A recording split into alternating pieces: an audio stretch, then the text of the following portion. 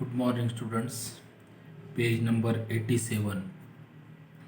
Practical problem number 8. Journalize the following transaction in the books of Dhoni Auto Car Center. 2018 November. Column करून घ्यायचे नेहमीप्रमाणे. In the books of Dhoni auto car center journal entries डेटमध्ये 2018 November. Particulars LF debit amount rupees, credit amount rupees. 1 November sold 1000 shares. 1000 shares विकले for rupees 100 each. एका शेअरची किंमत आहे 100 रुपये, म्हणजे 1000 गुणिले 100 करायचं आहे, 1 लाख येतील पहा. अँड पेड ब्रोकरेज म्हणजे दलाली दिली पहा at 1%, 1%. And amount credited to our account. आणि मग आपण शेअर विकले, 1% दलाली वजा जातं, बाकीचे पैसे आपल्या अकाउंटमध्ये जमा झाले. कॅल्क्युलेशन करताना 1 लाख गुणिले 1% काढायचे आपल्याला. दलाली 1/100 आहे, 2 शून्य गेले, 1000 आलं पहा 1%. 1 लाखातून 1000 वजा करायचे म्हणजे किती येतील? 99,000 आपल्या अकाउंटला जमा होतील. 1000 दलाली. एंट्री पहा. बँक अकाउंट डेबिट 99,000, 99,000 आपल्या अकाउंटला जमा झाले. ब्रोकरेज अकाउंट डेबिट, हे डेबिट व्हॉट कम्स इन झालं. ब्रोकरेज खर्च आहे आपला, नॉमिनल अकाउंटच्या नियमानुसार त्याला डेबिट दिलं 1000. आणि शेअर्स आपण विकले आपले, credit what goes out to investment in shares account 1 lakh. ही टोटल करून इथे लिहायची. being sold 1000 shares for ₹100 each and paid brokerage at 1%. त्यानंतर 4 November purchase goods from Ashish and company of ₹2 lakh. 2 लाखाचा माल खरेदी केलेला आहे पहा. खर्चाला debit, purchases account debit 2 lakh to Ashish and company account 2 lakh. being goods purchased from Ashish and company on credit. 6 November पहा. Sold goods to Virat and company 1,50,000. 1,50,000चा माल विकलाय. डेबिट द रिसिव्हर, उदाहरण विकलेलं आहे. Virat and company account debit 1,50,000 to sales account 1,50,000. विक्री उत्पन्न आहे नॉमिनल अकाउंटच्या नियमानुसार, credit incomes and gains. being goods sold to Virat and company on credit. नंतर 8 November paid for advertisement ₹30,000 to Times of India. जाहिरातीचा खर्च केला पहा 30,000. Advertisement expenses account debit 30,000 to cash account 30,000. being advertisement expenses amount paid to Times of India. त्यानंतर 10 November paid for printing and stationery ₹7,000. 7,000 रुपये छपाईचा खर्च केला पहा. खर्चाला डेबिट नॉमिनल अकाउंटच्या नियमानुसार. Printing and stationery expenses account debit 7,000 to cash account 7,000. Being stationery and printing expenses paid. त्यानंतर 12 November purchase goods from Prakash and company 1,50,000 at 18% GST. 1,50,000चा माल खरेदी केला आहे, 18% GST काढला आहे पहा. 1,50,000 गुणिले 18/100 काय, 2 शून्य गेले, 1500 गुणिले 18 27,000. आपले 27,000चे 18% 9% करायचे म्हणजे 2ने भागायचं, मग 9% ते 13,500 13,500 13,500. याची एंट्री करायची पहा. खर्चाला डेबिट द्यायचं आहे. परचेसेस नॉमिनल अकाउंटच्या नियमानुसार खर्चाला डेबिट. परचेसेस अकाउंट डेबिट 1,50,000 ते 1,50,000. Input CGST account debit 13,500. Input SGST account debit 13,500 to Prakash and company account 1,77,000. GSTचा खर्च आहे म्हणून त्याला डेबिट दिलं. परचेसेस खर्च झाला डेबिट. टोटल करायची 1,50,000 13,500 13,500 ची total 1,77,000. being goods purchased from Prakash and Company at 18% GST on credit.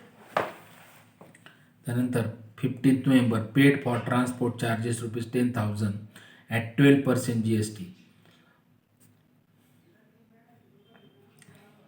वाहतुकीचा खर्च केला 10,000, 12% GST काढायचं आहे. 10,000 गुणिले 12/100 हे शून्य गेले, 100 गुणिले 12/1200 येईल. 1200चे आपल्याला 6% करायचे, 2ने भागायचं, 6% 600 येईल. खर्चाला डेबिट द्यायचे. Transport charges account debit 10,000, input CGST account debit 600, input SGST account debit 600, to cash account credit what goes out total करायचे 11,200. Being transport charges paid at 12% GST. त्यानंतर 28 November purchase goods from Vikram and sons ₹1,20,000 at 18% GST. माल खरेदी केलं पहा, 18% GST and paid half, अर्धी रक्कम, half the amount immediately, अर्धी रक्कम ताबडतोब दिलेली पहा. 20 तारखेचं 1,20,000 गुणिले 18/100 हे शून्य कट केले, 1200 गुणिले 18 21,600 येईल. आपल्याला 9% करायचं, 21,600ला 2ने भागायचं, म्हणजे 10,800 10,800 येईल. त्यानंतर हे 1,20,000 आणि हे GST 21,600, म्हणजे टोटल झाले 41,600, 1,41,600. अर्धी रक्कम याची करायची, म्हणून याला 2ने भागलं तर अर्धी रक्कम येईल 70,800. पहा खर्चाला debit purchases account debit 1,20,000, input CGST account debit 10,800, input SGST account debit 10,800, to Vikram and sons account 70,800. उधारीने खरेदी केलेलं आहे, अर्धी रक्कम 70,800 उधारीने, आणि टू कॅश अर्धी रक्कम ताबडतोब दिली कॅशनी 70,800. याची टोटल करायची आणि ही रक्कम अर्धी येईल याच्या, अर्धी कॅशने दिली, अर्धी उधारीने. Being goods purchase from Vikram and sons at 18% GST and paid half amount immediately, अर्धी रक्कम ताबडतोब दिली, अर्धी उधारीने खरेदी केलेली. त्यानंतर 25 November paid to Prakash and company less 10% discount. Prakash and कंपनीचा व्यवहार झालेला आहे 12 तारखेचा 1,50,000. आता 10% आपल्याला त्या ठिकाणी डिस्काउंट मिळतोय, म्हणजे आपण 10% कमी करून त्यांना पैसे दिलेले, म्हणजे आपले 10% फायदा होतोय. 25 तारीख पहा 1,77,000 आहे टोटल. जर पाहिलं तर अगोदर 20 तारखेचा प्रकाश अँड कंपनीचा व्यवहार 12 तारखेचा आहे. 12 तारखेचं टोटल माल खरेदी केलेला आहे आपण GST धरून 1,77,000 बरोबर. मग आणि 1,50,000वर 10% मिळतात आपल्याला. मग पहा 1,50,000वर 10% म्हणजे 15,000 येईल बरोबर. 1,77,000मधून 15,000 बाजूला करायचे 1,62,000 येईल. आणि पायाची एंट्री कशी केलेली आहे, debit the receiver Prakash and company account debit 1,77,000. हे 1,77,000 समजण्यासाठी तुम्हाला 12 तारखेचा व्यवहार पाहायला पाहिजे पहा. टू कॅश अकाउंट 1,62,000, आत्ता समजून सांगितलं 1,62,000 कसे आले पहा. 1,77,000मधून हे 15 वजा केले 1,62,000 आले. त्यानंतर टू डिस्काउंट रिसिव्ड 10% आपला फायदा झाला. नॉमिनल अकाउंटच्या नियमानुसार क्रेडिट इन्कम्स अँड गेन्स डिस्काउंटला फायदा क्रेडिट, डिस्काउंट रिसिव्ड 15,000. हे 15,000 कसे आले, 1,50,000वर काढायचे 10%, हे 15,000 येते. 1,77,000मधून हे 15 वजा केले इथं 1,62,000 आले. Being amount paid to Prakash and company at 10% cash discount. त्यानंतर 30 November 30 invoice goods to Sanjay ₹60,000. Invoice म्हणजे माल विकणे देण्यात ठेवायचं. माल विकलाय संजयला 60,000. Debit the receiver Sanjay account debit 60,000 to sales account, विक्री उत्पन्न आहे नॉमिनल अकाउंटच्या नियमानुसार credit incomes and gains to sales account 60,000. Be goods sold to Sanjay on credit. नंतर 31 नोव्हेंबर महिन्यामध्ये 30च पाहिजे पण चुकून आता 31 झालेले. नोव्हेंबर महिना 30 दिवसाचा असतो, जाऊ द्या. आता Sanjay return goods of rupees 10,000. 10,000चा माल परत केला, त्याला 60चा विकला होता, ते 10चा परत केला. पहा, माल आपल्याकडे आला. Debit what comes in sales return account debit 10,000 to Sanjay account 10,000 being goods returned by Sanjay. The credit the giver या नियमानुसार संजयला क्रेडिट दिले. त्यानंतर 31 नाही येत नोव्हेंबरमध्ये, पण जाऊ द्या आता.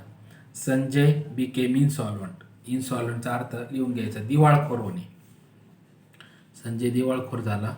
अँड रिकॉर्ड ओनली 50 पैसे इन रुपये, म्हणजे निम्मे पैसे आले. रुपयात 50 पैसे म्हणजे निम्मे पैसे आले, निम्मे पैसे बुडाले. ॲज फायनल सेटलमेंट फ्रॉम हिम. संजयला आपण पहा 60,000चा माल विकला होता, 10,000चा परत केला, म्हणजे त्याच्याकडे किती राहिले? 50,000. बरोबर. 50,000पैकी अर्धी रक्कम बुडाली, अर्धी रक्कमचे पैसे आले. बुडाली म्हणजे आपला तोटा झाला. नॉमिनल अकाउंटच्या नियमानुसार त्याला शब्द आहे बुडण्यासाठी. Bad debts account debit 25,000. 50पैकी निम्मे म्हणजे 25,000 तोटा झाला. आणि निम्मे पैसे आले आपल्याला बँक किंवा cash account debit 25,000 to Sanjay account 50,000. Total इथे केली. बीइंग संजय बिकेम इन्सॉल्वंट, दिवाळखोर झाला. And received 50% amount as final settlement. Total करायची कोणत्या एका बाजू तुम्ही इकडे मांडून टाकायची. 11,13,800.